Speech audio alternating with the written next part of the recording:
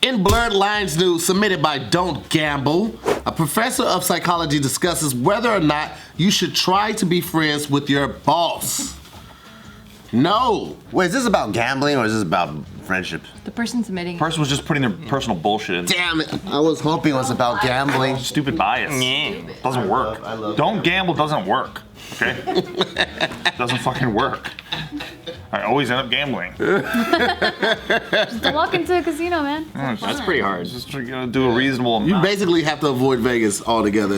You can't ask that of me. You can't even land in the airport. Yeah, literally. Okay, anyway, so this piece here is just exploring the idea of like people becoming friends with their bosses. So like blurring the lines, getting a little comfortable. And so there was this 2018 survey researchers surveyed 3,000 people with full-time jobs across 21 industries, and they found that the area between a strictly business relationship and a friendship was well populated. So nearly 70% of employees surveyed had their boss's personal phone numbers. A quarter had spent social time with them and visited their home, and 60% had met their boss's significant other. Because they had to. They went to their house? I had to drop off something. Couldn't Super pass it. personal. If your boss asks you to come over for dinner and you're like, nah, then it's kind of like, Yeah. shit, it's kind of weird at work. Yeah. You wouldn't say nah, you'd just be like, oh, actually, I have a blah, blah, blah. Yeah. What if he keeps asking though? You have to like, at some Like point. Michael Scott, how do you do that? True. Look at Pam and Jim, they had to go. And then they had to be subjected to all that candle drama. Like, I didn't see that one. But I believe you. I believe you. My mom worked at like one of these type of like Fortune 500 companies, and she never had dinner with their boss. I just remember her and her friends would just always talk shit about the boss. what does Fortune 500 mean? Just like those big publicly traded companies. Fortune magazine names you a top Yeah. 500 company. Companies, Yeah, yeah. as far as earners. Like AT&T or like these big companies. My mom worked. Sucks for number like 501. I know, they didn't make It's on the cusp of greatness. Yeah, and she never. I don't remember them ever hanging out with like the higher ups. I guess Well, maybe they asked her a bunch and she's like, maybe that's why she never got promoted. Or maybe they never asked her. That sounds like the most realistic one. Knowing your mom, She's kind of annoying. they're like, no, don't invite Talking me. about this, how your mom coming. Shh. no, definitely no dinner tonight, I'll tell you that. Just going to bed hungry. I haven't eaten in 3 days. I'm actually good. Fasting. But yeah, so then 30% of people surveyed said that their boss had asked them for advice about a personal issue. Whoa. He's like, is this a rash? Door. Is this It's a rash, do you think? Does this look infected? So for a lot of managers or bosses or people that are like not at the same level as you in your profession, if they have their favorites, they tend to go like they overcorrect against their bias towards them in order to seem impartial. So it actually kind of hurts your career a bit. And I actually I witnessed this. I didn't experience it, but I witnessed it at my old job at the hospital because one of my coworkers was literally like best friends with our boss.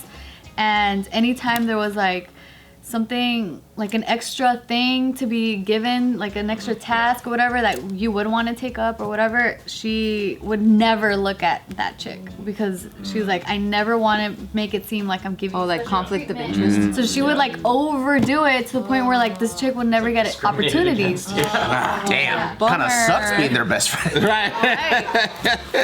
Yeah, because they're trying to appear neutral, but it just ends up, and then they're also very aware of the fact that the rest of the team knows that they have a very close relationship, so then they're trying to be like, oh no, I'm not trying to like give you an extra special treatment.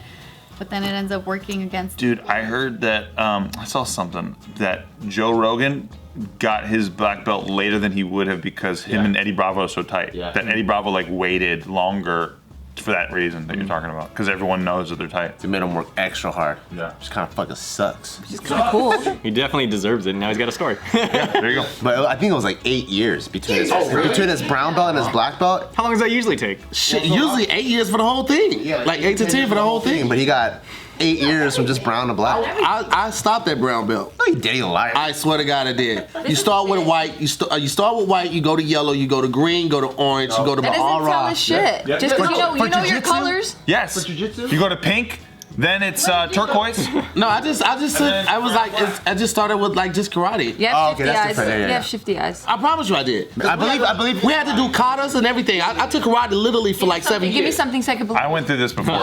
Okay, when we counted, it was the in scuba. Chinese. It was Ich-ni, San-shi. That's Japanese. Oh well, then it was in Japanese. What the fuck do you want from me? This one is a real story. You see, this is why I don't. I can't believe I controlled you this much. I can't believe I had to do this much. This is why I don't tell people the truth, because when I open up, they always think I'm lying, and No, that's not how it works. It's because you lie a lot that people question the And truth. also, you have shifty ass eyes, so we never know. I always have shifty eyes. I have the same problem with these people, man. I'm telling you. These people, whoa, bro, whoa. You are these people now. You can't say these people. You are these people now. No, it's me and him, people. With you people. Are these You're not a fucking guest. Unless you're sitting in that seat, you are these people. You're fucking trash. I was sitting in that seat when I was telling you the scuba story. You guys fucking picking me apart. True. But now you're in this seat. Yeah. Thank you very much. 4. Oh, you still don't believe me? You're welcome. You just automatically assumed you Took karate. Karate. Karate. I was really good at it too. I thought I was gonna be a ninja. Is that what they promised you on the way in? Nah, I just thought it. I was like, well, I'm a ninja. Then I was like, ain't no black ninjas. But they're all black. Oh yeah, they're wearing all black. Yeah, What are you talking about? Name one black ninja though. But they're literally all black. No, I'm saying like no. Wesley Snipes is a fucking black ninja. You see Blade? Blade. Should be. Him and Michael J. White. Michael J. White for sure. So we named 2. What's your point? Michael J. White was Spawn. He was The first Spawn, Black Dynamite. I love Black Dynamite. Oh my god, it's amazing. Any like sure you've seen 'em. straight to VHS martial arts movies probably in it. I'll Google him later. Oh, okay. Anyway, That's cool. Yeah, man. Wait, why are we talking about belts anyway? Because Joe Rogan. Joe Rogan. Yeah, the thing, going back to the article. Boom! yeah. Look at you, being on point. I know, the last one I was fucking lost. I'm back, baby. Yeah, so what are your guys' experiences with bosses and friendships? It's like a healthy medium. I feel like, because of my other job too, like I feel like I got pretty like friendly with my managers and stuff. But like at the same time, it was like if they had to make a business call or whatever, I'd just be like, oh okay, that's like the business thing. So I have to like. Do you go to their house and meet their spouses? I've been invited to my current manager's house, but I just haven't gone because it's like really far. It's all the way in Santa Clarita. I don't like all the way up there. It wasn't until I like got into, I guess, like entertainment and working with people out of like the traditional workforce that I like got cool with bosses. Cause like even when I was a teacher, like some of the people would go out, I ain't never really hang with people like that. So like Kev, who I guess I consider my boss at ADD, was like the first boss that I really like hung with like that. Everybody else, I was like, come on, go fuck about you. It's just a check for me. Yeah. I never really wanted to hang out with any of them either. So unless they was like trying to smash and give me some money. There you go. I never had that many. I only had 2 jobs before this job. Oh wow!